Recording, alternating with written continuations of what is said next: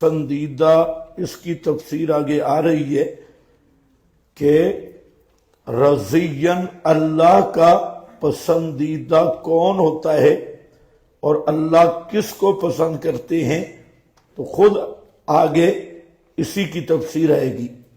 یا زکریا اجابت الہیہ، اے زکریا بے شک ہم خوشخبری دیتے ہیں آپ کو بذریعہ ملائکہ بے غلام، ایک لڑکے کی اسمہ یحییٰ جس کا نام یحییٰ ہے۔ یحییٰ کا معنی الذی یحیی التوحید، جو توحید کا احیاء کرے گا۔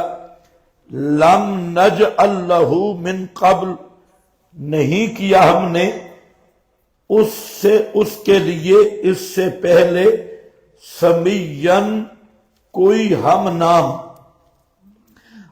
نام یا ہم شان، دونوں معنی ہیں کہ ہم نے نام اس کا منتخب کیا اور اس نام کا پہلے کوئی نہیں گزرا، یا سمیًّا اس شان کا پہلے کوئی نہیں گزرا۔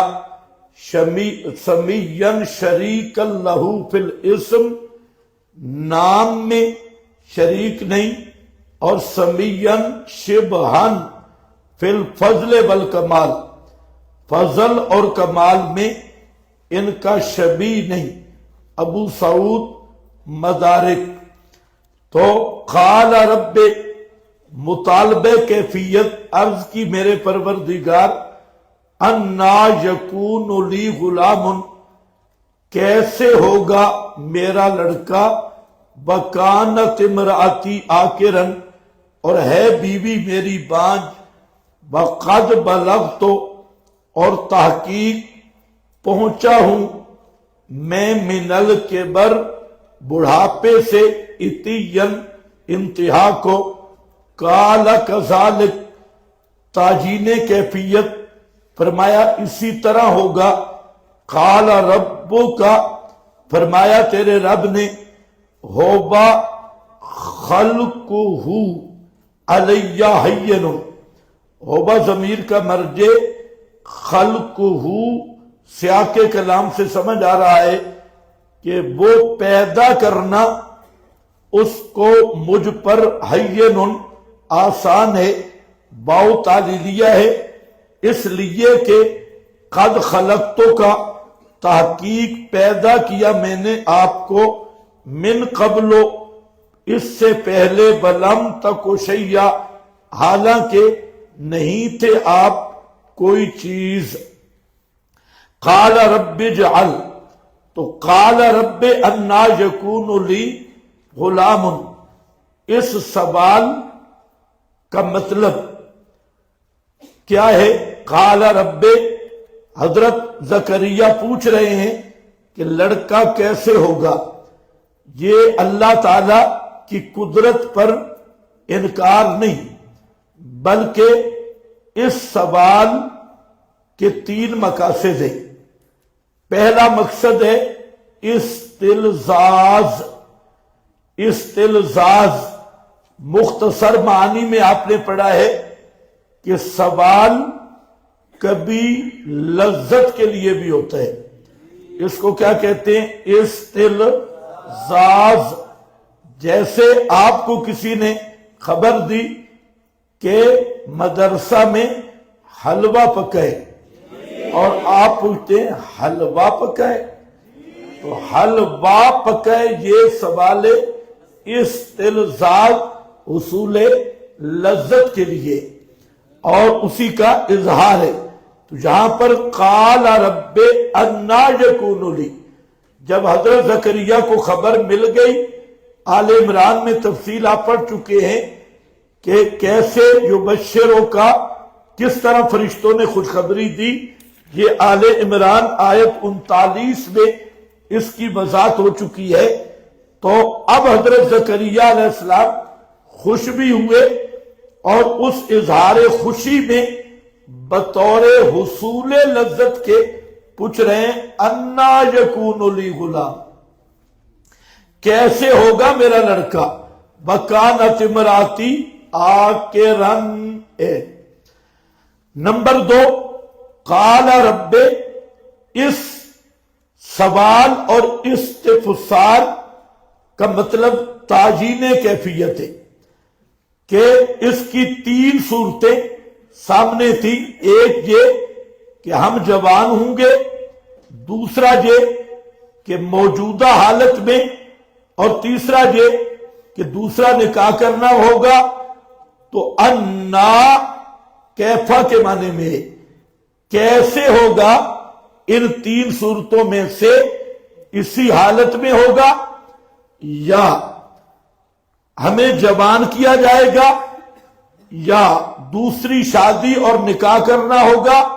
یہ 3 صورتیں تھی، تو ان 3 میں کیا ہے، تعجین کیفیت، اور تیسرا اظہار تعجب ہے، لیس علی معنی الانکار لما اخبر اللہ تعالی به بل علی سبیل التعجب من قدرت اللہ، اللہ تعالی کی قدرت پر تعجب کا اظہار کر رہے ہیں، ان یخرج ولدا من امرأۃ عاقر وشیخ کبیر، کہ واہ بلے بلے، بوڑھا مرد اور بوڑھی عورت، اس سے اللہ تعالی بچہ پیدا کرے گا۔ یہ کیا تھا، اظہار تعجب۔ مرزا جہنمی صاحب وہ اس آیت میں بھی کہتے ہیں، دیکھو جی پیغمبر کو بھی شک پڑ گیا، اور پیغمبر بھی وہ جواب دے رہا ہے کہ بعض روایات پر اشکال ہے، وہ کہتے ہیں بعض آیات میں بھی اشکال ہے، اور یہ آپ کے ملا بھی یہ بک بک کرتے ہیں، حالانکہ یہ بالکل مجادلہ بالباطل ہے۔ آیت پر جو اشکال آتا ہے وہ قلت فہم اور قلت تدبر کی وجہ سے آتا ہے، اور روایات پہ جو اشکال آتا ہے وہ روایت بالمعنی اور تعبیر راوی پہ اکثر ہوتا ہے۔ کوئی میری بات سمجھ گیا کہ نہیں؟ فوراً کہہ دے کہ وہ جی اس طرح تو قرآن پہ بھی اعتراض آتا ہے، قرآن پہ بھی تعارض آتا ہے، یہ گدھے کی لات ہے، یہ کوئی تحقیق نہیں۔ قرآن پورا قطعی ثبوت ہے، اور ایک ایک لفظ منزل من اللہ ہے، جبکہ روایات اکثر روایت بالمعنی ہے، اور روایات پہ جو اشکال آتا ہے وہ تعبیر راوی پہ ہوتا ہے، اور قرآن کریم پر اگر کوئی اشکال پیدا ہو تو وہ قلت تدبر اور قلت فہم کی بنا پہ ہوتا ہے۔ دونوں میں مشرق اور مغرب کا فرق ہے۔ قال رب انا یکون لی غلام، ہو گیا بھائی۔ آگے اتین اقصی مراتب الکبر، یعنی بڑھاپے کی انتہا کو پہنچاؤں۔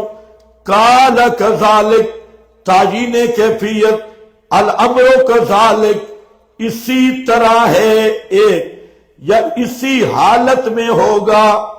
الامر کذالک، معاملہ اسی طرح ہے، ایک معنی، اور دوسرا معنی کذالک تعیین کیفیت ہے، بیٹا اسی حالت میں ملے گا، تو بوڑھا، تیری بیوی عاقر بوڑھی، اسی حالت میں ملے گا۔ قال ربک، فرمایا تیرے رب نے، یہ چونکہ کلام الملائکہ ہے، اور سورہ آل عمران آیت 39 میں فرشتوں نے خوشخبری دی تھی، تو وہ کہہ رہے ہیں قال ربک، تیرے رب نے فرمایا، ہوا علیہ حین، وہ پیدا کرنا بیٹے کا مجھ پر آسان ہے، واو تعلیلیہ ہے، دیکھ لے اس کا نمونہ، وقد خلقتو کا، اور تاکہ پیدا کیا میں نے تجھے اس سے پہلے، حالانکہ کوئی چیز بھی نہیں تھا، تو ولم تک شیئا، تجھے عدم سے وجود میں لایا، جو اللہ تجھے پیدا کر سکتا ہے وہ تجھے اسی حالت میں بیٹا بھی دینے پہ قادر ہے۔ قال رب اجعل، مطالبہ علامت، اب اور شوق بڑھ گیا، اشتیاق بڑھ گیا، اور حضرت زکریا کہتے ہیں میرے پروردگار مقرر کر دے لی میرے لیے آیتن دلالتن علی حمل امراتی، میری بیوی کے حمل پر کوئی نشانی مقرر کر دے. کیا ہے؟ علامتن اعلم بہا وقوع ما بشرت بہ، جو مجھے خوشخبری دی گئی اس پر علامت مقرر کر میں اپنی بیوی کا حمل معلوم کر سکوں. یہ البحر المحیط ہے، وہ معلم التنزیل ہے. تمام مفسرین نے یہاں یہی بات لکھی. اب ذرا میری طرف توجہ کرو کہ پیغمبر زندہ پیغمبر ہے اور اپنے بیوی کے حمل کی نشانی طلب کر رہے ہیں. جی اپنی بیوی کے حمل کی علامت، تاکہ مجھے حمل کا پتہ چل جائے. اور یہ ذرا بتانا پیٹ کا پردہ بڑا ہے یا قبر کا پردہ بڑا ہے؟ زندہ پیغمبر کو اپنی بیوی کے رحم کی حالت کا پتہ نہیں، اس لیے کہ اسباب نہیں، اس لیے کہ اسباب نہیں. زندہ پیغمبر کو اپنی بیوی کے حمل کا پتہ نہیں، پتہ چلتا ہے. پیغمبر بھی بات ہو کر اسباب نہیں جانتے. جب پیٹ کی جھلی کے اندر کا پتہ نہیں تو 6 فٹ مٹی کے اندر سے بطریقے اولا پتہ نہیں. کوئی سمجھ نہیں ہے؟ ہاں بھئی، رب اجعل لی آیتن قال آیتک اللہ تکلم الناس، نشانی تیری یہ کہ نہیں کلام کر سکے گا تو لوگوں سے. ثلاث لیال، 3 راتیں. آل عمران میں 3 دن آگئے تھے. 3 راتیں 3 دن یہ آپ کلام نہیں کر سکیں گے. سبین، اس حال میں صحیین بلا خرسن بلا مرازن. سبین کا معنی حضرت شاہ صاحب نے کیا چنگا بھلا، اس حال میں کہ آپ چنگے بھلے ہوں گے، یعنی خرس گونگے پن کی مرض بھی نہیں ہوگی اور کوئی بیماری بھی نہیں ہوگی. یہ قرآن کریم تورات کی اصلاح کر رہا ہے. تورات میں مولویوں نے تعریف کی، اس میں لکھ دیا کہ آپ گونگے ہو جائیں گے، خرس والی بیماری لگے گی. قرآن کریم نے یہ تورات کی اس تحریف کی اصلاح کر دی، کیونکہ قرآن مہیمن کتاب ہے اور کتابوں کی غلطیاں نکالنے والی کتاب ہے. کہیے من، اب غلطی آ چکی تھی پہلی کتابوں میں، اور حضرت زکریا کے متعلق کہ وہ گونگے جب مرض کی وجہ سے کلام نہیں کر سکیں گے. قرآن نے کہا اللہ تکلم الناس ثلاث لیال سبیا، سبیا صحییا بلا خرس ولا مرض فخرج علی قومہ، پس نکلے اپنی قوم کے سامنے. من المحراب، محراب سے مراد ارفع المواضع اشرف المجالس. یہ محراب یہ مسجد والا محراب نہیں، محراب سے مراد عبادت خانہ.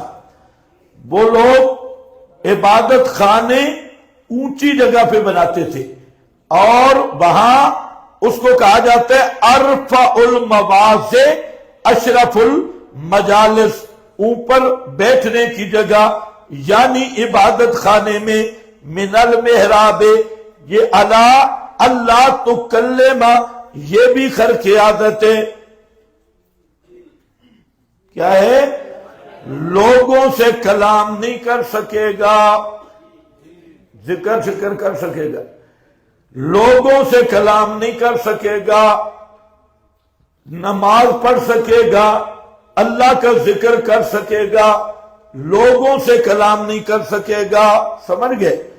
ہاں لکھا ہے کیا حال من فاعل تکلم مفید لکون انتفاع التکلم بطریق الاعجاز بخرق العادت. یہ کلام عدم کلام بھی خرق عادت ہوگا معجزہ کے طور پہ، نہ کہ زبان کے اعتقال کے ساتھ اور مرض کے ساتھ گونگا پن نہیں ہوگا. تو من المحراب فاوحا الیہم، پس اشارہ کیا حضرت نے ان کی طرف. وحی کے متعدد معنی ہیں، جہاں اوحا کا معنی اوما الیہم و اشارہ الیہم، یہ روح المعانی ہے، اشارہ کیا. بعض نے کاتبہ کا معنی لکھا ہے، تو بئی بمعنی کتابت بھی ہے، بئی بمعنی اشارہ بھی ہے. پس اشارہ کیا حضرت نے ان کی طرف. ان وہ اشارہ کیا تھا؟ یہ کہ پاکیاں بیان کرتے رہو تم. سبحو بکرۃ و عشیا، صبح اور شام جو ان کے اوقات صلاۃ یا اوقات ذکر تھے ان میں تم اپنی تسبیحیں بیان کرو. یا یحییٰ، یہ اندماج ہے. حضرت فرماتے ہیں یہ اندماج ہے، یعنی القصہ. درمیان میں کیا ہوا؟ حمل ٹھہرا، پھر حضرت یحییٰ پیدا ہوئے، پیدا ہونے کے بعد پھر بڑے ہوئے، بڑے ہونے کے بعد پھر نبوت ملی، اور نبوت ملنے کے بعد یا یحییٰ کا خطاب ہوا. اے یحییٰ، کیا لکھا ہے؟ یحیی دین اللہ بدعوتہ. یہ یحییٰ کی وجہ تسبیح ہے، جو اللہ کے دین کو اپنی دعوت کے ذریعے زندہ کرنے والا. ابو سعود کا حوالہ ہے، خذ الکتاب بقوت، پکڑ کتاب بقوت، زور کے ساتھ. یہ ہر جگہ پہ آ رہا ہے بقوت. ہمیں بھی حکم ہے کیا کہ وَاعْتَصِمُوا بِحَبْلِ اللَّهِ. وہاں تو قوت ہے، یہاں اعتصام ہے، استمساک ہے. استمساک کا معنی بھی پورا زور لگانا، اعتصام کا معنی بھی پورا زور لگانا. اور حضرت یحییٰ کو کہا گیا لے کتاب، پکڑ کتاب، مراد تورات، بے قوت، پوری ہمت کے ساتھ، پوری جرت کے ساتھ، پوری قوت کے ساتھ. اصل میں مسئلہ یہ ہے کہ کتاب اللہ کا بیان کرنا بہت مشکل ہے. سب سے مشکل کام کیا ہے؟ کتاب اللہ کا بیان. نفلیں پڑھنا آسان ہے، گھر میں اللہ اللہ کرنا آسان ہے، لیکن کتاب اللہ کو بیان کرنا اور کتاب اللہ پہ قائم رہنا یہ سب سے مشکل کام ہے. یہ جب میدان میں نکلو گے تو پتہ چلے گا. اور ساری پارٹیاں زور لگاتی ہیں کہ یہ کتاب اللہ کا مسئلہ نہ ہو. کتاب اللہ کا مسئلہ یہ خالص دیسی خوراک ہے، اس کو ہضم کرنا بھی مشکل ہے. اکثر کا پیٹ خراب ہو جاتا ہے. تو یہ وہی اعتصام اور استمساک ہے. فرمایا میرا پیغمبر قوت کے ساتھ کتاب تورات کو بیان کر. مولوی مخالف ہوں گے، پیر مخالف ہوں گے، بادشاہ مخالف ہوگا، اور سب مخالفتیں ہوئی اس قوت کی بنا پہ، حتیٰ کہ حضرت یحییٰ کو شہید کر دیا گیا. تو یہاں پر وہی ہے خذ الکتاب بقوت. قوت کا معنی بے جد و اجتہاد، بے جد و اجتہاد.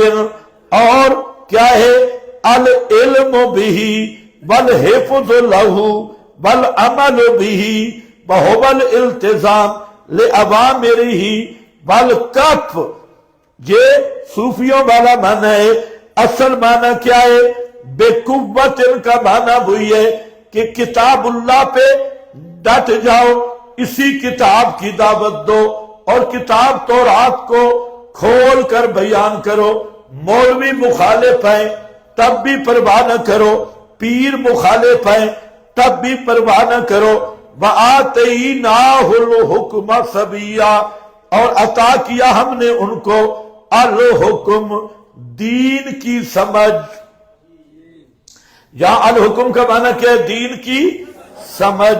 نیچے لکھا ہے الفہم والعلم والجد والعزم از ابن کثیر. یہ حکم کا معنی کیا ہے؟ صحیح سمجھ دی. عام طور پہ جو بچے ہوتے ہیں نا، ان کی صحیح بچوں کی وہ سیریس نہیں ہوتے، کھیل کود میں خوش رہتے ہیں. اور حضرت یحییٰ کو اللہ نے بچپن میں ہی فہم اور علم صحیح دیا اور سنجیدگی، جد سنجیدگی عطا کر دی. صبیًا بحنانن اور رقت قلب. حنانن کا معنی سوز و گداز. کیا لفظ بولے؟ سوز و گداز. اللہ کی محبت سے دل بھر جائے تو پھر سوز و گداز شروع ہوتا ہے. اور یہی سوز و گداز یہی دل کی آبادی ہے. تو حنانن کا معنی رقت قلبی. کیا ہے رقت؟ بولو رقت قلبی. خوش نہ ہو دے، آگے ذرا پڑھو. حنانن کا معنی رقت قلب. اور کیا ہے؟ سوز و گداز. بولو ذرا، سوز و گداز. اندر درد ہو نا تو زبان میں اثر ہوتا ہے، اور اندر درد ہی نہ ہو تو جو مرضی کرتے رہو. تو یہ حنانن کیا ہے؟ اندر کا درد ہے. اور وہی دائی کامیاب ہے جس کے اندر سوز ہو. اسی سوز سے ساز ہے، اور اندر سوز ہوگا، مسئلے کا درد ہوگا. اب آپ حضرت سید عنایت اللہ شاہ بخاری رحمت اللہ علیہ کی تقریریں سنیں تو حضرت شاہ جی کوئی وہ آج جس سٹائل کے مقررین ہیں، اور جیسے یہ تحریک کل بدن کی پریکٹس کرتے ہیں، اسی طرح سروں شروع کی باقاعدہ وہ تار پر اور راگڑیوں پر، اور اسی طرح جمپنگ اور پوری ماحول جو بنتا ہے سٹیج پہ، تو یہ چیزیں ان اکابر میں نہیں تھی. بالکل سیدھے سادے تھے. لیکن جہاں وہ تقریر کر گئے، ایک جگہ پہ گئے انقلاب آ گیا. اور جہاں مقرر 20 دفعہ تقریر کرے تو انقلاب الٹا ہی آتا ہے. اور کوئی انقلاب، کیونکہ اندر کوئی چیز نہیں. اندر 20,000 ہے، 25,000 ہے. اس نے پیسے لینے ہیں اور اس مذہبی مجرا کر کے چلے جانا ہے. اس کا نہ عوام کے شفقت اور عوام کی ہدایت کی طرف اس کے دل میں ہے، نہ مخاطبین کے. یہ لطیفے سنائے گا، رلائے گا کہ سبحان اللہ کہنے کے لیے تیار ہو. یہ تقریر بنانے کے چکر میں. لیکن اصل مسئلہ تب بنتا ہے کہ جب دل میں درد آئے، اور اسی سوز و گداز اسی کو کہتے ہیں کہ توحید کا ایسا چسکا ہو کہ اندر سے. حضرت مولانا حسین علی رحمت اللہ علیہ، وہ صبح ان کے مدرسے سے دور ایک روڈ گزرتا تھا، کچا روڈ. تو طالب علموں کو پڑھانے سے پہلے حضرت مولانا وہاں جا کے بیٹھ جاتے. کوئی بندہ گزرتا اس کو بلا کے اسے مسئلہ سمجھاتے. یہ اب تمہارے اندر آ جانا یہ سوچ، ایک ایک آدمی کو مسئلہ سمجھانا.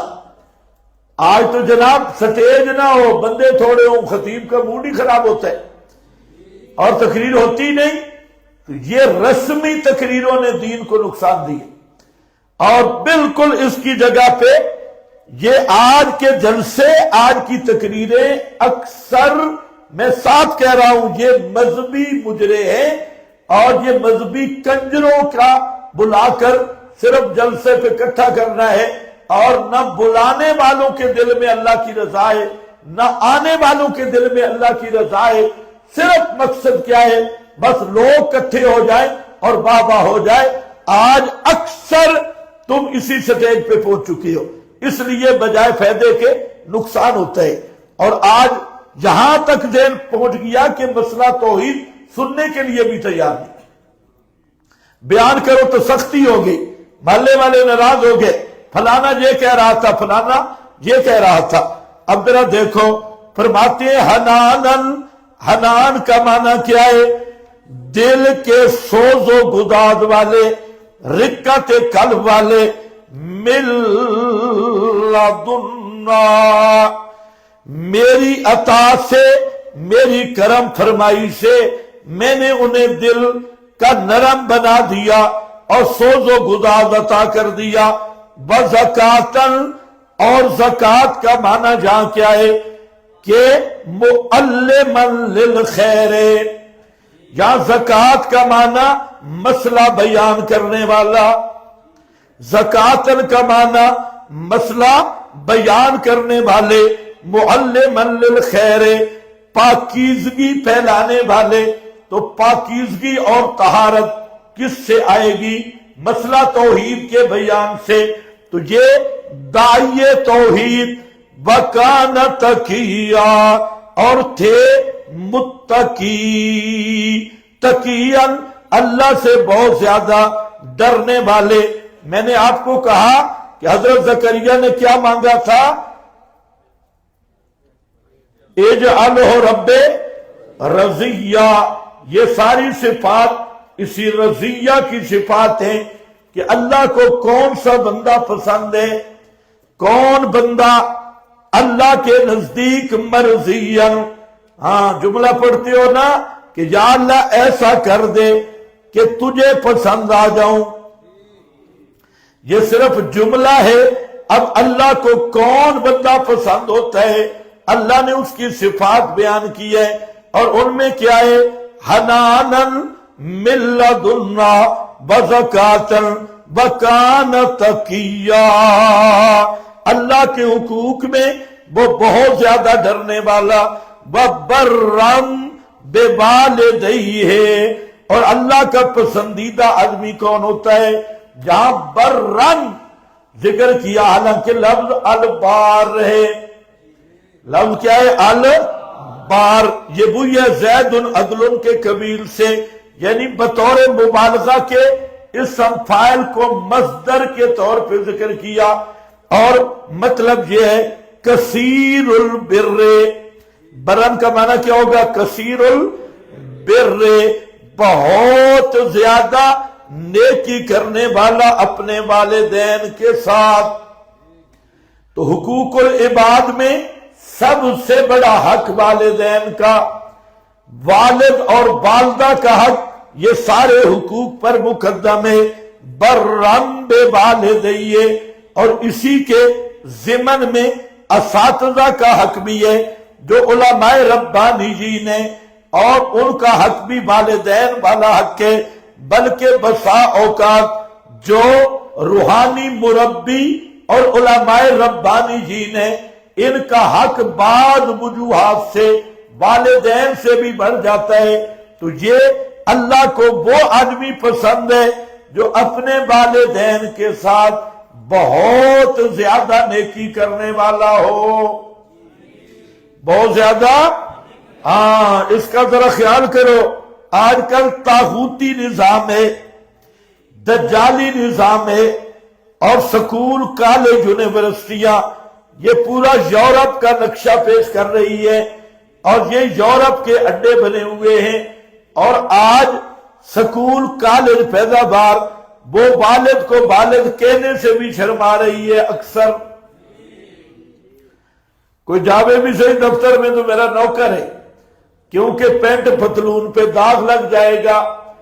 اور جتنے بھی کئی والدین ملتے ہیں جی، اولاد نہ فرمانے، باپ کو گھر سے مار کے نکال دیتے ہیں، والدہ کو مار سے نکال دیتے ہیں، اور صرف سکول کالج والے نہیں، مولوی حضرات، یہ مولوی مذہبی کنجر پارٹی کا بھی یہی طریقہ ہے۔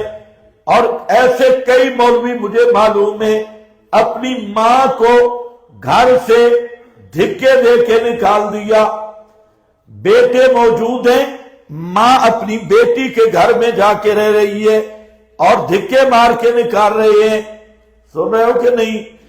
ہاں، اس لیے جو آدمی یاد رکھو اپنے والدین کا غدار ہے، اس کی دنیا تنگ ہو جاتی ہے اور دنیا میں کبھی سکھ اور چین اسے نصیب نہیں ہوگا۔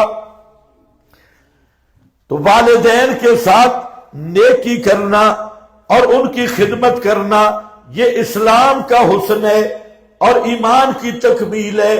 اللہ نے سب سے پہلے اپنی توحید کی بات کی ہے ہر جگہ، قضا ربک اللہ تعبدوا الا، آگے کیا ہے بالوالدین احسانا، یہاں پر بھی یہی مضمون ہے، حنانن زکاتن تقین، یہ حقوق اللہ کی بات ہو رہی ہے، اور حقوق العباد برن بوالدیہ، معلوم ہوتا ہے کہ اللہ کے ہاں سب سے پسندیدہ آدمی وہ جو اللہ کے حق کے بعد والدین کے ساتھ صرف بار نہیں، بر ہے، کثیر البر ہے، اور ہر طرح ان کے ساتھ نیکی کرتا ہے۔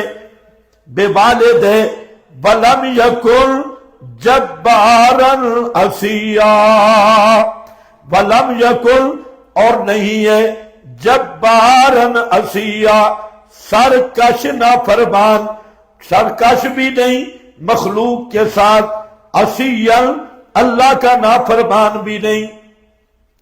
وَسَلَامٌ عَلَيْهِ يَوْمَ وُلِدَ، تکریم الہی یہ ہے اللہ کا وہ مرضی بندہ جو حقوق اللہ میں بھی کامل، حقوق العباد میں بھی کامل، فرمایا یہی ہے وَسَلَامٌ عَلَيْهِ، اور سلامتی ہے اوپر اس کے، یوم ولدہ جس دن وہ پیدا ہوا، وَيَوْمَ يَمُوتُ اور جس دن وہ کون؟ حضرت یحییٰ، یوم یموت جس دن وہ مرے گا، وَيَوْمَ یُبْعَثُ حَیًّا اور جس دن زندہ کر کے اٹھایا جائے گا، زندہ کر کے اٹھایا جائے گا۔ کس کی بات ہو رہی ہے؟ یحییٰ شہید بھی ہے، نبی بھی ہے، شہید بھی ہے اور نبی بھی ہے، لیکن حالتیں کتنی ہیں؟ تین۔ سلام علیہ یوم ولدہ، سلامتی ان پر جس دن وہ پیدا ہوئے، وَيَوْمَ يَمُوتُ اور جس دن وہ مریں گے، اور آگے یوم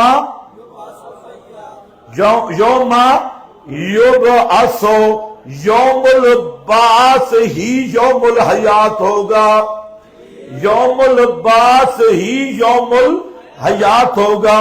یوم البعث قیامت ہے تو زندہ بھی کم کیے جائیں گے قیامت کے دن۔ یہ نس قطعی ہے دوست بزرگا، بالکل نس قطعی دلالت، کوئی چونکے چنانچے کی ضرورت نہیں۔ پیغمبر کی بھی تین حالتیں، فی الدنیا حیا وفی القبر میتا، آگے حوالے بھی لکھے ہیں، وفی القبر میتا، دنیا میں زندہ اور قبر میں میتا، اور پھر قیامت کے دن زندگی ملے گی۔ معلوم ہوتا ہے کہ موت کے بعد اس جسد عنصری والی حیات، اس جسم میں روح کی واپسی والی حیات، یہ کب پھر ملے گی؟ نہیں بولو گے تو سبق لمبا ہوگا۔ قیامت کے دن۔ یہ نص قطعی ہے۔ اچھا، اس پر عبارتوں کی ضرورت بھی نہیں، اردو عبارات ذرا دیکھو بزرگ کیا ترجمہ کر رہے ہیں۔ یہ پہلا ترجمہ آپ کے پاس مرشد تھانوی کا ہے، جانتے ہو مولانا تھانوی صاحب کو؟ یہ دیوبندی تھے یا نہیں تھے؟ ہاں، تھانوی صاحب کا میں ترجمہ پڑھ رہا ہوں، کوئی حاشیہ ماشیہ نہیں۔ فرماتے ہیں ان کو اللہ تعالیٰ کا سلام پہنچے جس دن کے وہ پیدا ہوئے اور جس دن وہ انتقال کریں گے اور جس دن قیامت میں زندہ ہو کر اٹھائے جائیں گے، زندہ ہو کر زندہ کب ہوں گے؟ زندہ کو کیا جائے گا یا میت کو کیا جائے گا؟ یہ تھانوی صاحب کا ترجمہ ہے بیان القرآن۔ دوسرا ترجمہ دیکھیں، یہ کس کا ہے؟ یہ ماجدی کا ترجمہ ہے، حاشیہ نہیں پڑھ رہا، ترجمہ پڑھ رہا ہوں۔ یعنی اللہ تعالی کی طرف سے ان پر سلامتی ان کی پیدائش کے وقت بھی رہی اور ان کی موت اور بعث کے وقت بھی رہے گی۔ بعث کا کیا معنی ہے؟ ھذا یوم البعث۔ شیخ الہند نے ترجمہ کیا یہ دن ہے جی اٹھنے کا، اور آپ نے شرح قائد میں پڑھا ہے بل بعث حق، بعث حق ہے، اور بعث کیا؟ بے ان تعید الارواح الی اجسادہم۔ بعث کون سا حق ہے کہ روحیں ان جسموں کے اندر واپس کی جائیں گی۔ یہ بعث کب ہوگی؟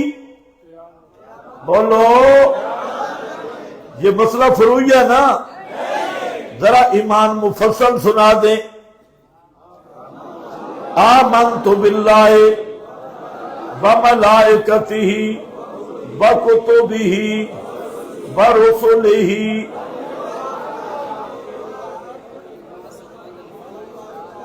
کیا ہے؟ بل یہ بعث والا مسئلہ فروعی ہے، عقیدے کا ہے، اور بعث کا معنی کیا ہے؟ اسی جسم میں دوبارہ روح کا واپس آ کے اس جسم کا زندہ ہونا۔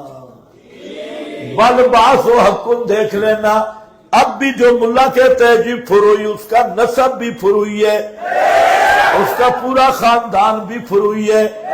یہ ایمان مفصل ہے میرا بھائی۔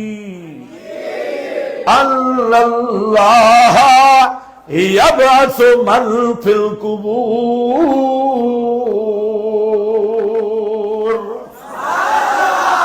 من فی القبور، من فی القبور۔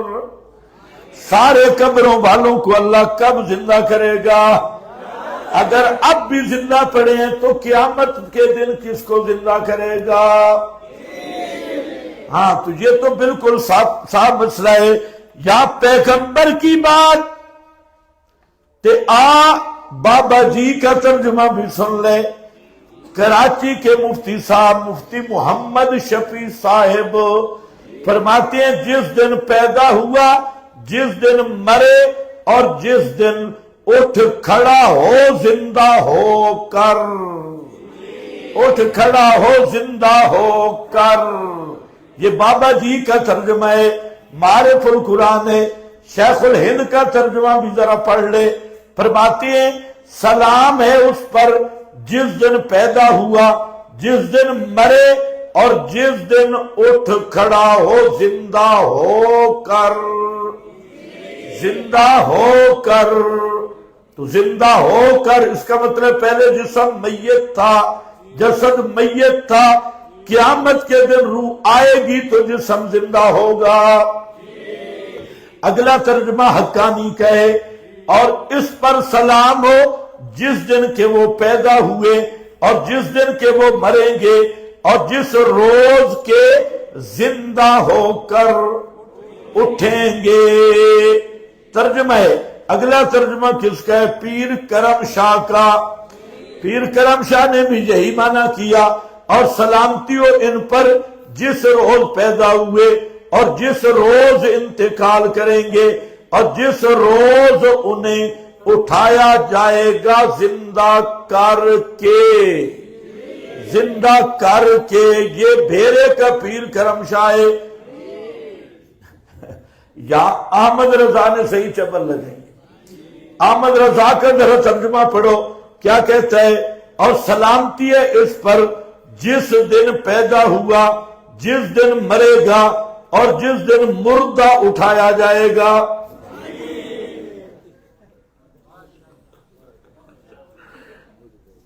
چلو یہ تو ایک قدم اور آگے چلا گیا. جس دن مردہ اٹھایا جائے گا،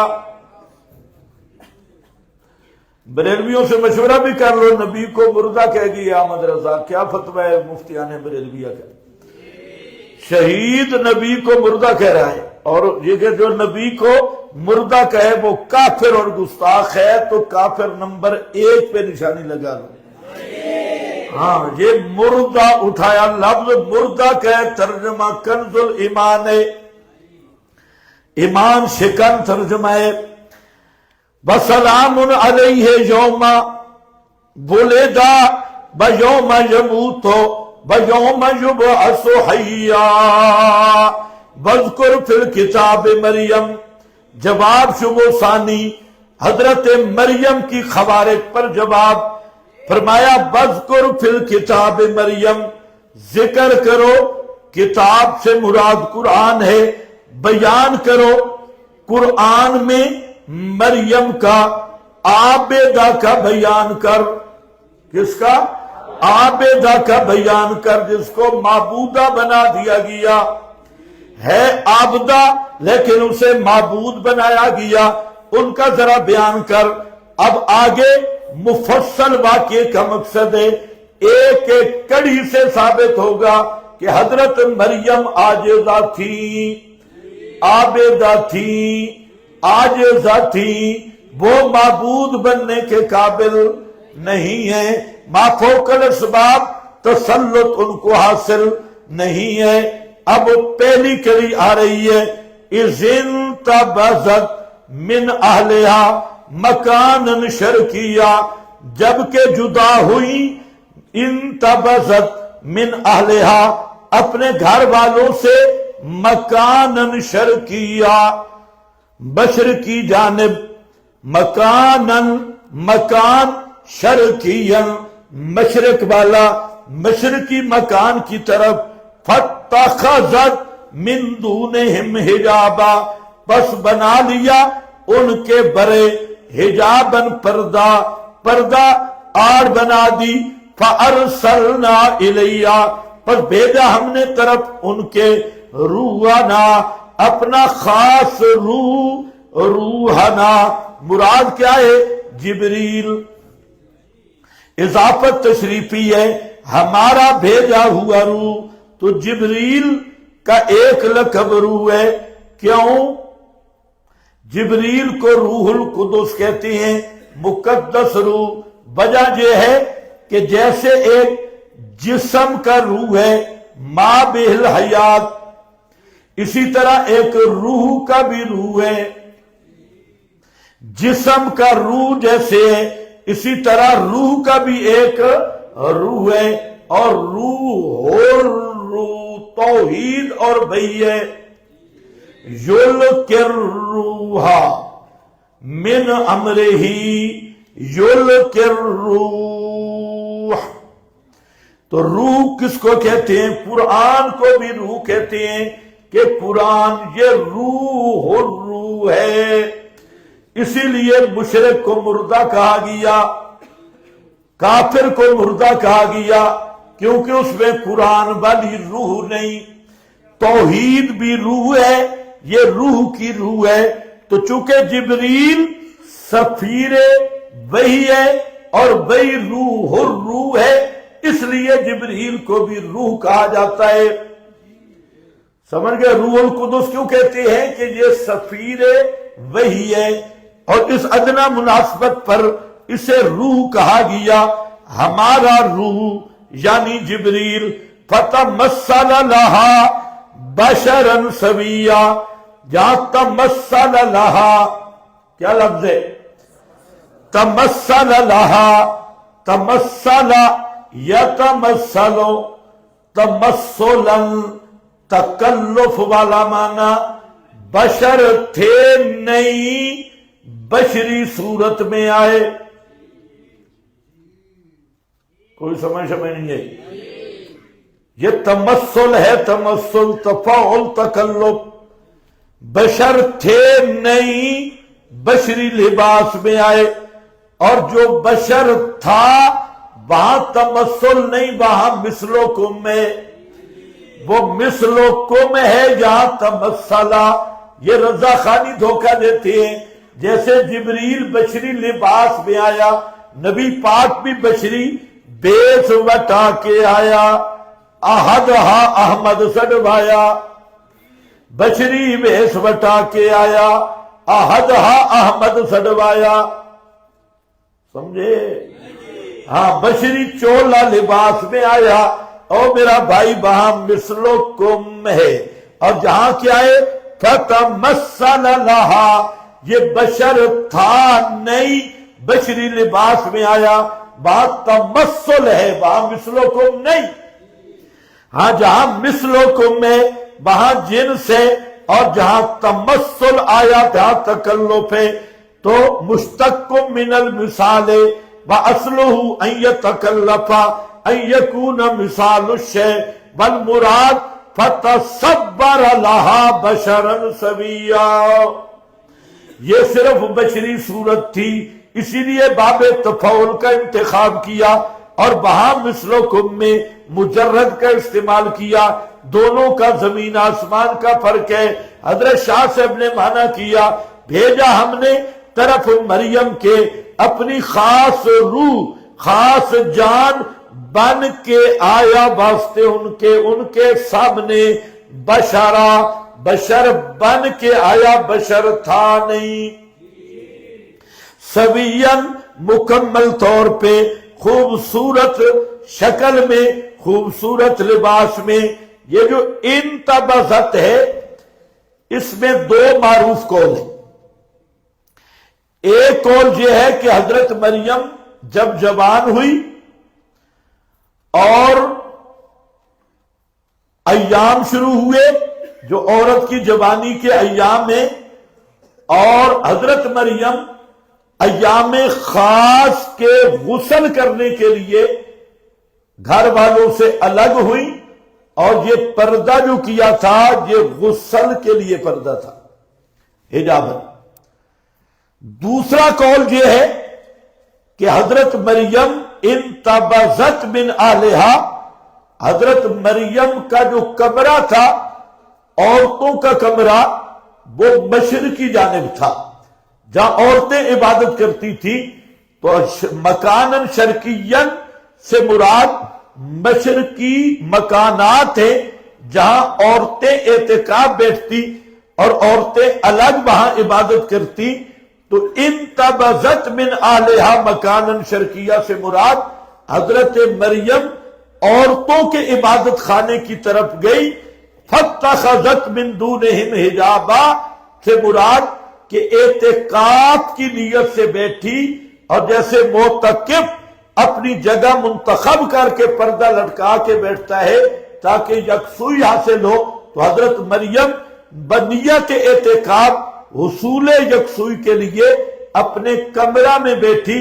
اور یہ من دونہم حجابن کا یہی معنی ہے، بس بیٹھی تھی. فارسلنا، اور پہلی صورت میں پھر غسل خانہ جیسے ہوتا ہے غسل کی جگہ، وہاں پر جبریل آیا. یہ دوسرا معنی زیادہ مناسب ہے کہ وہاں تشریف فرما تھی. فارسلنا الیہا روحنا فتمثل لہا، یہ حضرت مریم کا امتحان تھا ایک. اور نمبر دو، حضرت مریم پہ یہودیوں نے بہتان لگائے. یہ نزاہت مریم کی پاکیزگی اور پاک دامنی کا بیان ہے کہ وہ تنہا تھی، اور امتحان یہ آیا کہ جبریل خوبصورت نوجوان کی شکل میں آیا، اور وہاں کوئی بھی دیکھنے والا نہیں تھا. لیکن حضرت مریم کا دل اتنا پاکیزہ تھا کہ اس حالت میں ایک انتہائی خوبصورت نوجوان کو اپنی طرف آتے ہوئے دیکھ کر فوراً کیا کہتی ہے؟ قالت انی اعوذ بالرحمن. یہ وہی جملہ ہے جو حضرت یوسف نے کہا تھا، قال معاذ اللہ. تو یہ کیا کس کا بیان ہے؟ حضرت مریم کی پاک دامنی اور پاکیزگی کا بیان ہے. فوراً کہنے لگی اعوذ بالرحمن من کا، میں رحمان کی پناہ میں آتی ہوں تجھ سے، ان کنت تقیا، ان کنت تقیا، اگر ہے تو متقی۔ معنی صحیح ہے؟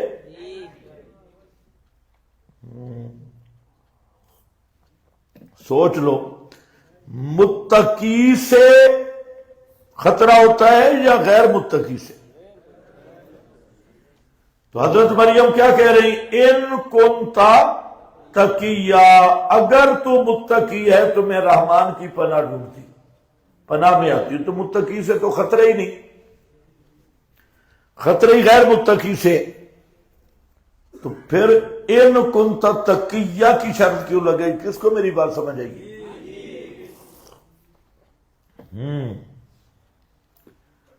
تو اس کے دو جواب ہیں، مفسرین نے تو بہت دیے۔ بعض مفسرین نے کہا کہ وہاں ایک تقی صاحب تھے، اور وہاں جو تقی صاحب تھے وہ بدماش آدمی تھا، اور یہ جبریل اس کی صورت میں آیا تو مریم نے سمجھا کہ بھئی معروف بدماش تقیہ ہے، تو یہ تقیًا آدمی کا نام۔ ایک توجیہ یہ کی کہ اگر تو وہ تقیہ بدماش ہے، بعد ہوتے ہیں نا محلے میں بدماش لوگ مشہور، کہ اگر تو وہ بدماش ہے، محلے والا تقی صاحب ہو، تو میں رحمان کی پناہ میں آتی۔ لیکن یہ کمزور توجیہ ہے۔ اصل یہاں پر دو معنی بنتی ہیں، توجہ میری طرف۔ ایک ہے ان کو اپنے معنی میں رکھو شرطیہ، ان کنت تقیہ، اگر تو تقی ہے، متقی ہے، تو تجھے تیرے تقوی کا واسطہ، جس طرح کہا جاتا ہے اگر تو مومن ہے تو یہ کام نہ کر، تجھے تقوی کا واسطہ دیا جا رہا ہے کہ شکل تیری متقیوں والی ہے، اگر باقی تو متقی ہے تو تو اپنے تقوی کا لحاظ کر، میں رحمان کی پناہ میں آتی ہوں۔ کچھ آپ کو میری بولی سمجھ آئی؟ ایک توجیہ ہے۔ دوسرا بالکل بہترین توجیہ ہے، اور وہ یہ ہے کہ یہ ان بصری ہے۔ اب اس میں بات ہوگی کہ ان بصریہ سے پہلے واو آنا ضروری ہے۔ اگر توضیح طلبی کوئی پڑھ کے بیٹھا ہے تو یہ اتنی شان ضروری نہیں ہے، اس لیے یہاں آپ کے پاس روح المعانی، عنایت القاضی وغیرہ اس کے حوالے لکھے ہیں کہ یہ ان بصلیہ ہے، یہ ان شرطیہ نہیں۔ اب ذرا بصلیہ کا معنی کر کے دیکھو کہ اعوذ بالرحمن منک ان کنت تقیا، میں رحمان کی پناہ میں آتی ہوں تجھ سے اگرچہ تو متقی ہے۔ کوئی اشکال رہا ہے؟ اگرچہ تو متقی ہے، تو یہ بصریہ بنا لو۔ اور بعض نے کہا ان کنت تقیہ شرط ہے اور اس کی جزا مقدر ہے، اگر تو متقی ہے تو دور ہو جا۔ لیکن پھر وہ اشکال ہے، متقی سے ڈرنے کی ضرورت نہیں ہوتی، بدماشوں سے ڈرنے کی ضرورت ہوتی ہے۔ تو اصل یہ ان بصلیہ بنانے کی صورت میں معنی بہترین ہے۔ قال انما انا رسول ربک، کہا اس نے انما انا رسول ربک، سوائے اس کے نہیں میں پیغام لے کے آنے والا ہوں تیرے رب کا۔ کیا معنی کیا میں نے؟ میں پیغام لے کے آنے والا ہوں، رسول کے لفظ پہ غور کرنا، میں پیغام پہنچانے والا ہوں تیرے رب کا۔ کیا پیغام ہے؟ لِأَهْبَ لَكَ غُلَامًا زَكِيًّا، اللہ فرماتے ہیں کہ دوں تجھے لڑکا ستھرا۔ لِأَهْبَ لَكَ غُلَامًا زَكِيًّا، یہ کس کا کلام ہے؟ مرسل کا یا رسول کا؟ مرسل کا کلام ہے حکایتن عن قول اللہ، یہ اللہ تعالیٰ کا کلام ہے۔ آپ کو پتہ ہے کہ پیغام دو طرح دیا جاتا ہے۔ ایک پیغام عموماً جو ہے نا چھوٹے بچے پہنچاتی، جو لفظ آپ کہیں گے نا وہی لفظ وہاں پر پہنچے گی۔ کوئی سمجھ آئے گی کہ نہیں؟ اگر آپ کہیں نا کہ جا اس صوفی کو بلا، یہی کلمات وہ کہے گا، اس صوفی کو بلا، وہاں پر بالکل وہی لفظ ہوں گے، چینجنگ نہیں ہوگی۔ اور جو بڑا آدمی ہے وہ روایت بالمعنی کر دیتے ہیں، روایت بالمعنی کہ فلاں حضرت جی آپ کو فلاں بلا رہے ہیں، اور چھوٹے بچے بے عین ہی کلام کے کلمات کی حکایت کرتی۔ آپ کو کچھ سمجھ آ رہی ہے کہ نہیں؟ تو یہ انما آنا میں حسر ہے، اور یہ حسر اہل بدعت کے رد میں ہے، اہل شرک کے رد میں ہے کہ عیسائی اور عیسائیوں کی نسل احمد رضا خان وغیرہ انہوں نے بعد میں استدلال کرنا ہے۔ تو یہ یہاں انما آیا، انما، اور انما کا معنی ہوتا ہے صرف میں بیٹا دینے والا نہیں، صرف میں کلام پیغام پہنچانے والا ہوں۔ اور پیغام کس کا ہے؟ اللہ فرما رہے ہیں کہ دوں تجھے بیٹا ستھرا۔ تو یہ اللہ کے کلام کی حکایت ہے، جبریل کی طرف منسوب ہی نہیں۔ اور اس پر سمجھ گئے میری بات؟ اس پر دوسری دلیل، دوسری متواتر قرات وہ آ رہی ہے، لے یہب لک غلاما زکیہ، لے یہب لک غلاما زکیہ، یہ دوسری قرات ہے، لے اہب لک غلاما زکیہ۔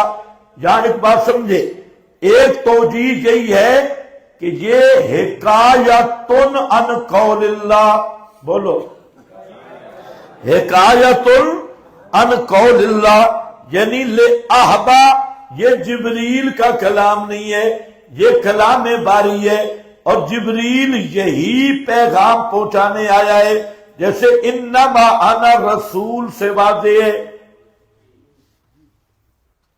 سمجھ گئے میری بات؟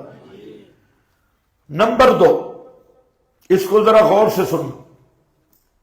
روافض، رضا خانی، عیسائی اور یہ جتنے فرقے شرکیہ ہیں، یہاں پر وہ ڈنڈی مارتی۔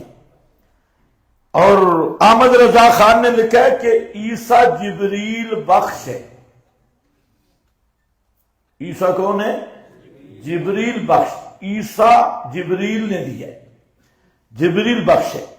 تو کہتے ہیں نبی بخش نہیں ہو سکتے، نبی بخش، پیر بخش، ولی بخش۔ تو جبریل بیٹا دے سکتا ہے، پیر بیٹا نہیں دے سکتا۔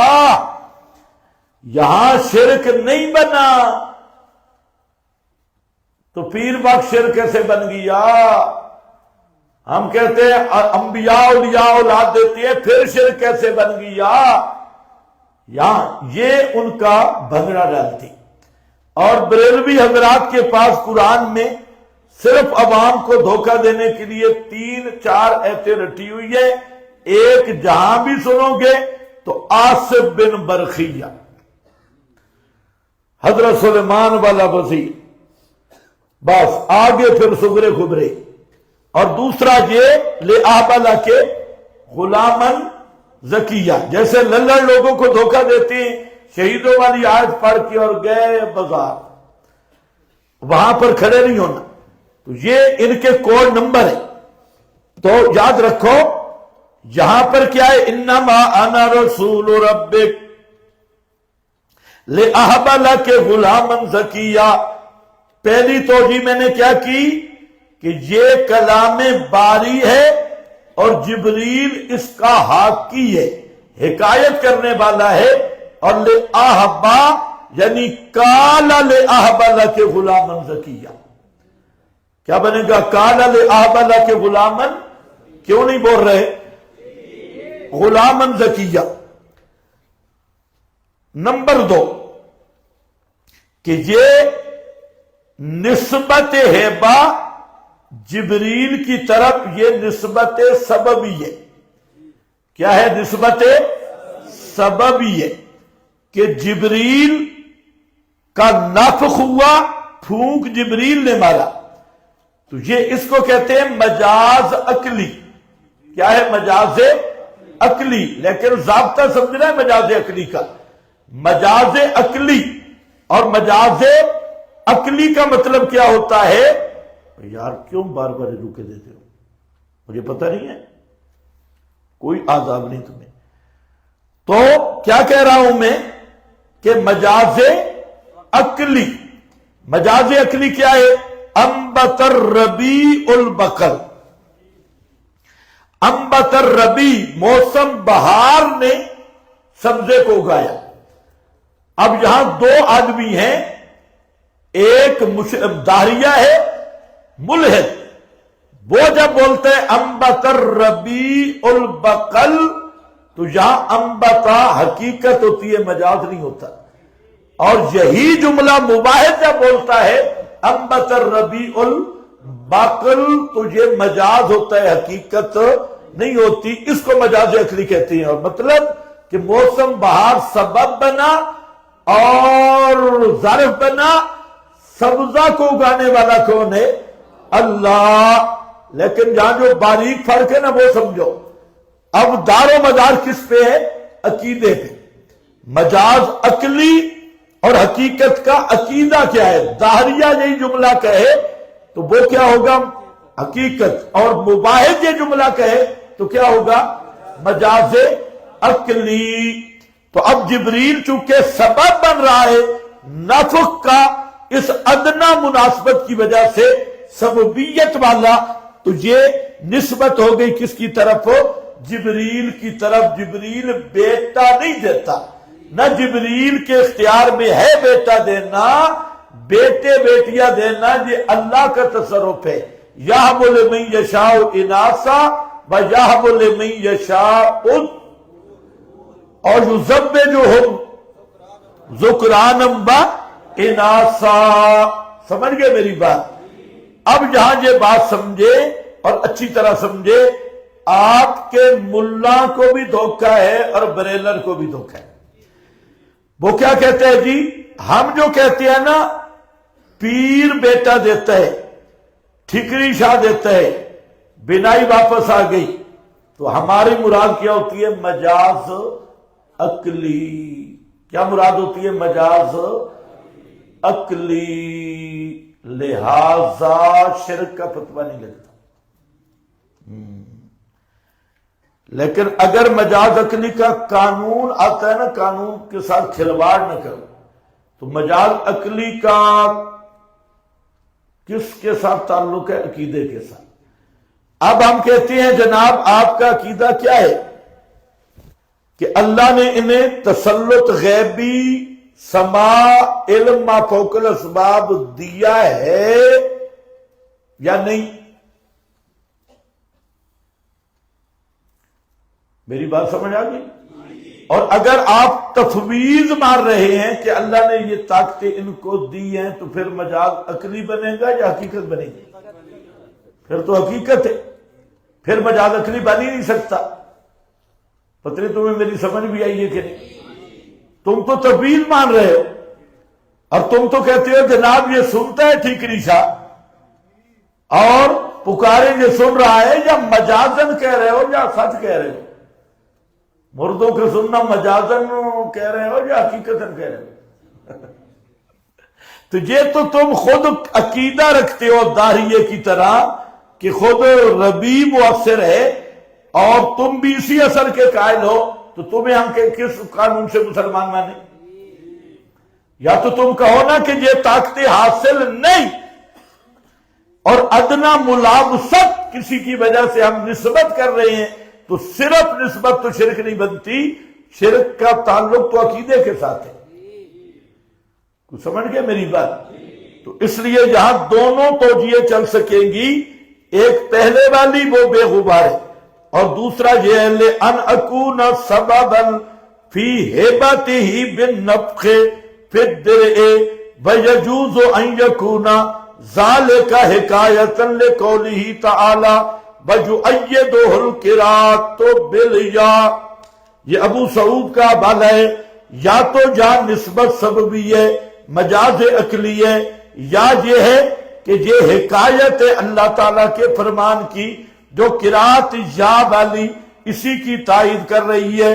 وَيَجُوزُ أَن يَكُونَ حِكَایَةً لِقَوْلِهِ تَعَالَى یعنی ان الہبۃ اما مجاز عن النفخ الذی هو سببها، یا تو یہ ہبہ اس نفخ سے مجاز ہے جس کا وہ سبب ہے، یا کیا ہے حقیقتاً بے تقدیر القول، اصل عبارت کیا ہے، قال ارسلت هذا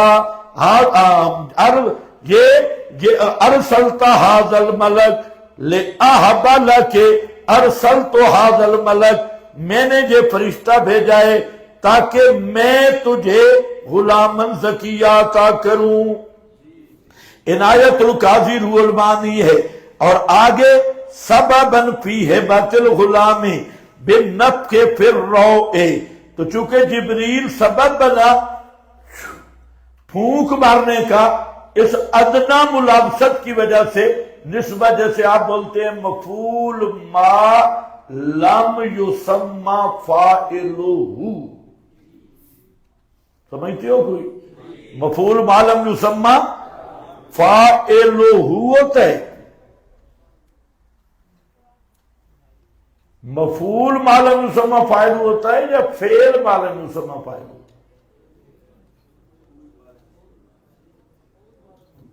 ہوتا کیا ہے؟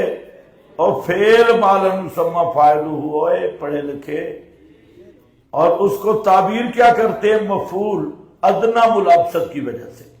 تو یہاں پر بھی جبریل کی طرف نسبت ہے ادنا ملابست کی وجہ سے، نہ جبریل کے بس میں ذاتی بیٹا دینا ہے نہ عطائی بیٹا دینا۔ سمجھ گئے میری بات؟ یا ابھی بھی سمجھ نہیں آئی؟ ابھی نہیں آئی تو چلو خیر ہے، پھر سمجھ لینا۔ بِنَفْخِ فِي الرُّوحِ وَفِي بَعْضِ الْمَصَائِفِ أَمَرَنِي أَنْ أَهَبَ لَكِ، یہ عبارت معذوب ہے، امرنی، یہ یا قال لأهب لك غلاما زکیہ، قالت انا یکون لی غلام، تعجبا نہ انکارا۔ یہاں بعض خطیب ایک تائید پیش کرتے ہیں جو بالکل الٹا رنگ لگاتی ہے، بالکل الٹا۔ کون سی تائید پیش کرتے ہیں؟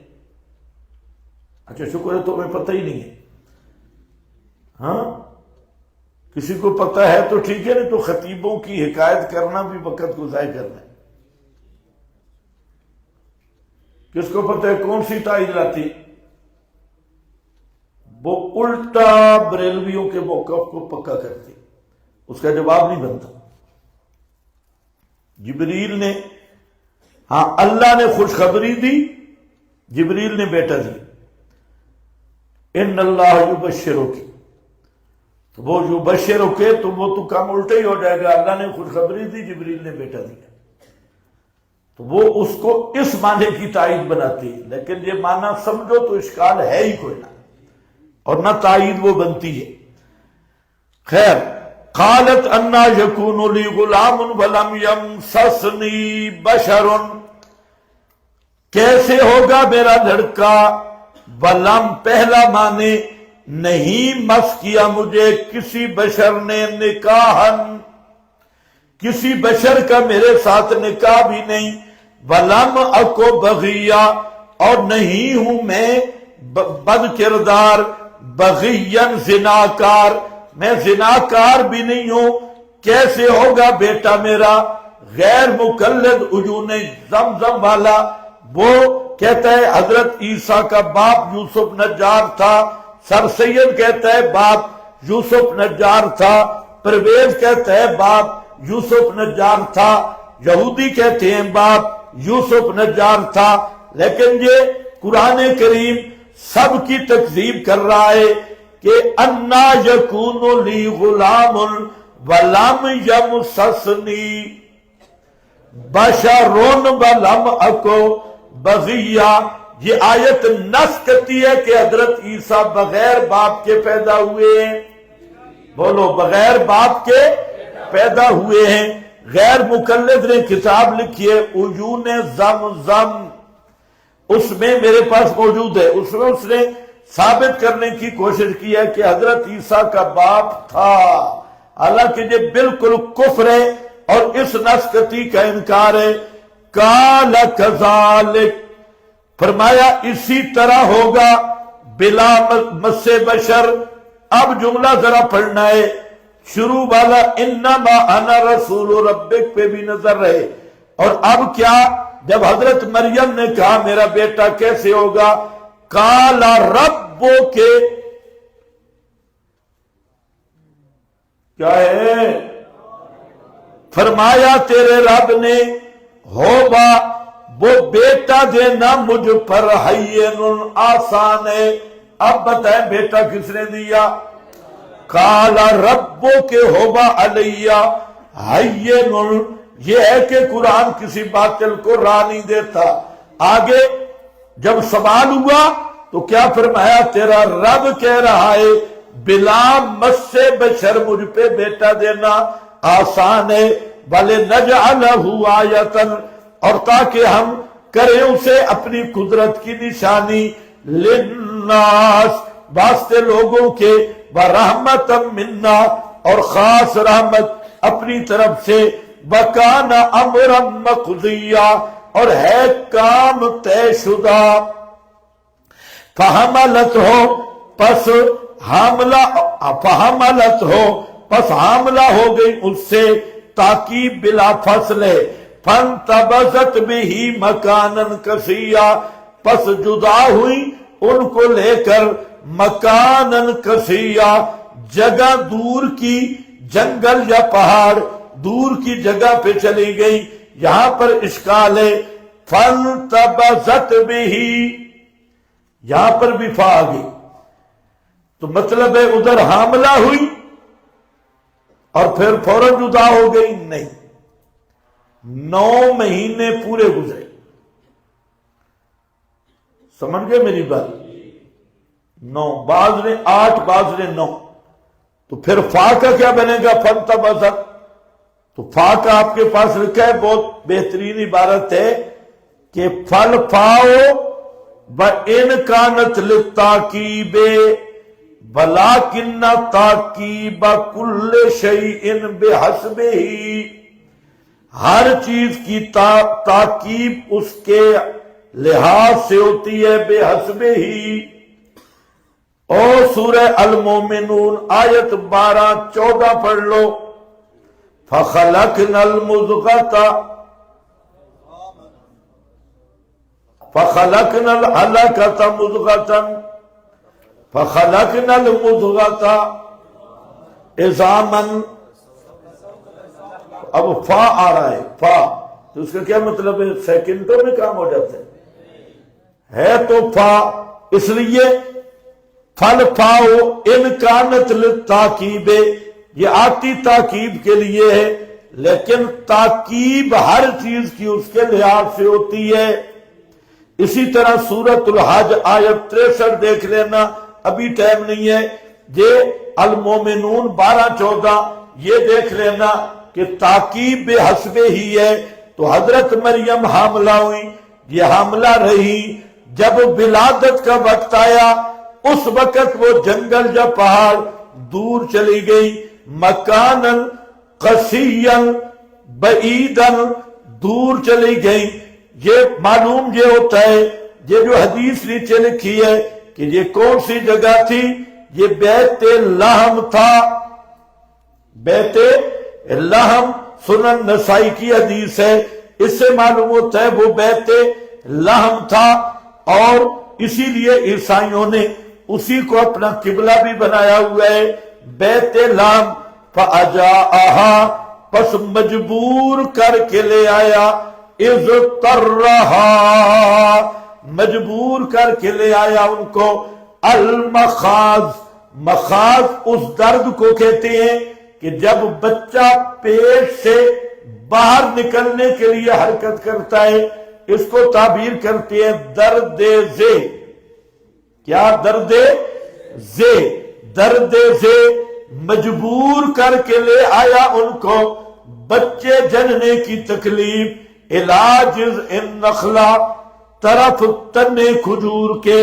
حضرت مریم کہ اب یہ حالت قرآن کیا بیان کر رہا ہے کہ حضرت مریم کو معبود سمجھتے ہو بے حیاؤ، حضرت مریم کو مشکل کشا حاجت روا سمیما فوق الاسباب سمجھتے ہو. حضرت مریم تو غسل خانے گئی یا معتکف میں گئی، انہوں نے تو فرشتے کو بھی نہیں پہچانا، سامنے آئے ہوئے فرشتوں کو بھی نہیں پہچانا. تو جب سامنے آنے والے فرشتے کو نہیں پہچانا تمہاری پکاریں کیسے سنتی ہیں؟ اور تم جناب کہتے ہو کرنیاں بھرنیاں والی بی بی مریم. دیکھو بی بی مریم تو پریشان ہو گئی تھی اور انہیں تو عیسیٰ علیہ السلام کے حمل کی کیف بھی پتہ نہیں تھی، پھر حضرت مریم کو مشکل کشا مانتے ہو. فانتبذت بھی مکانا قصیا فاجاءها استرہا. انہیں تو درد بھی لگے اور حضرت عیسیٰ کی ولادت کے جس کو درد زے مجبور کر دے وہ مشکل کشا کیسے، وہ حاجت روا کیسے؟ وہ تو خود مجبور ہو گئی. اب اپنی اس حالت میں علاج جزء النخلا کھجور کے تنے کی طرف مجبور ہوئی. جو کھجور کے تنوں کے آسرے ڈھونڈے وہ تمہارا مشکل کشا کیسے بن گیا، حاجت روا کیسے بن گیا؟ سمجھ گئے یا نہیں؟ ہاں علاج النخلا. چلو جی